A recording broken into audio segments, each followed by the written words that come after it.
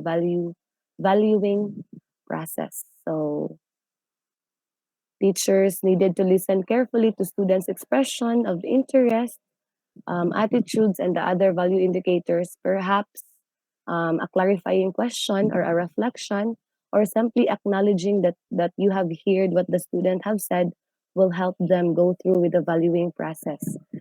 So the idea that teachers are to refrain from judging students' expression is a central but controversial element of values clarification strategies.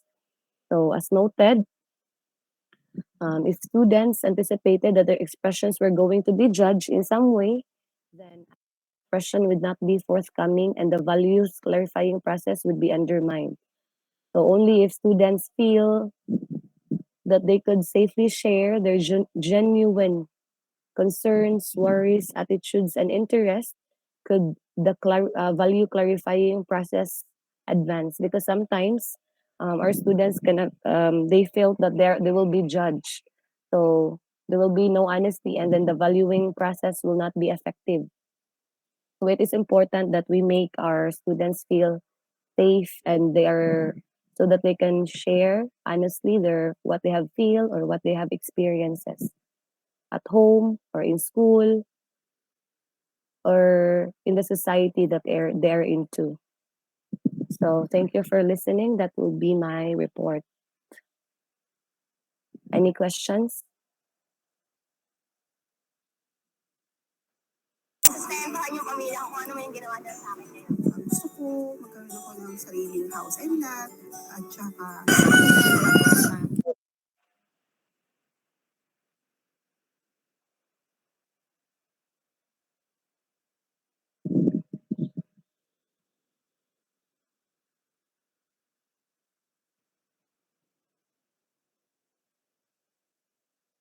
Any clarifications?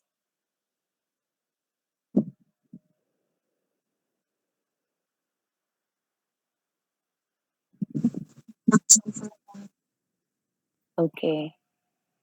Thank you everyone for listening.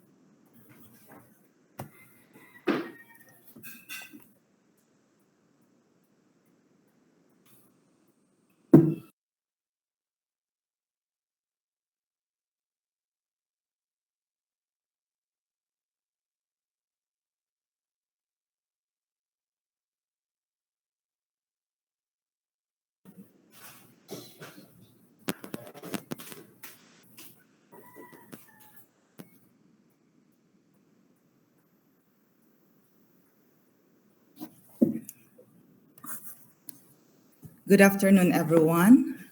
I'll be presenting my report, assigned report, which is the role of a teacher in valuing process. So here are the objectives of our report, the role of a teacher, 7 stages of valuing process. I think na-discuss na ni Ma'am Gungob, and importance of the education and valuing process. So what is a teacher? The teacher in general refers to the person who conducts classes. The teacher is the person whom society and education authority have been accepted as eligible for education and upbringing of children, youths, and adults. He realizes social goals and tasks of education, offering students the skills and theoretical and practical knowledge. The teacher is the leader and organizer of the educational process because he knows pedagogy, didactics, and teaching methods, which are systemated human experiences and art of education. So value, discussing sa ni ganiha, thing has value when it is perceived as good and desirable. Like food, money, and housing have value because they are perceived as good, and the desire to acquire them influences attitudes and behavior. So, values are the basis of judging what attitudes and behavior are correct and desirable and what are not. It is therefore of crucial importance that there be an appropriate framework as well as strategy for providing the context and operational guidelines for implementing a value education program. So the value education framework hereby suggested is designed to translate values from the abstract into the practical.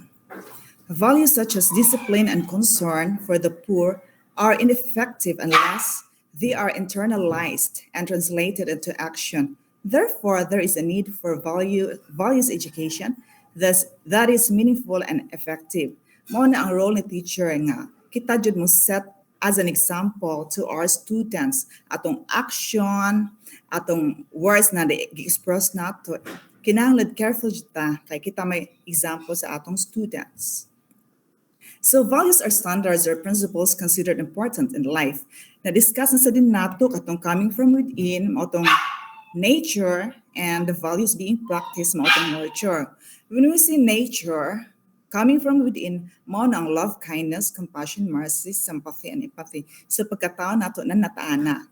But how being nurtured, mao na siya ang practice nato nga punctuality, obedience, behavior, conduct, character, or atong teach sa atong mga estudyante sa school, how we nurture the value education to our students. So valuing process, na-mention na sa din ni Ma'am Gungob kanina, is a method devised by Carl Rogers to combat a person's incongruence or feelings of inadequacy, despite having made several life achievements. It is a person's responsibility to follow which path stays true to their values and will make them happy. So nakitawag og incongruent and congruent. So the self-image is different to the ideal self kung incongruent. There's only a little overlap and here self-actualization will be difficult.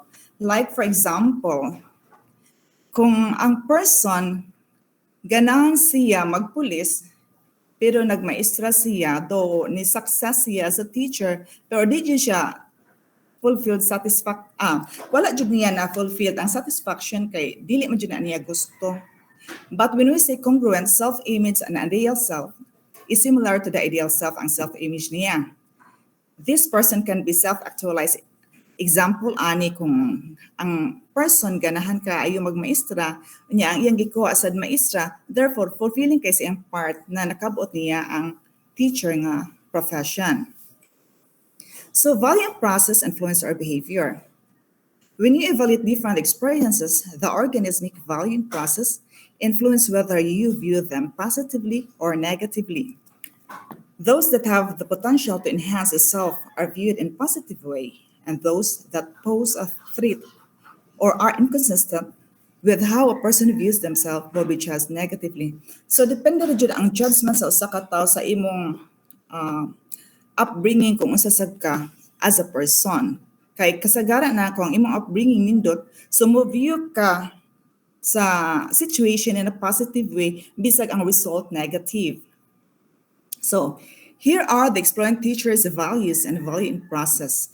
Mao na ni na-mention ni Ma'am Gungog kanina. So, ako na lang ni i-mention, but I will not discuss thoroughly kay nice naman kayo ito yung pag-discuss kanina. So, number 1, it is freely and willingly chosen without pressure. It has other alternatives to offer.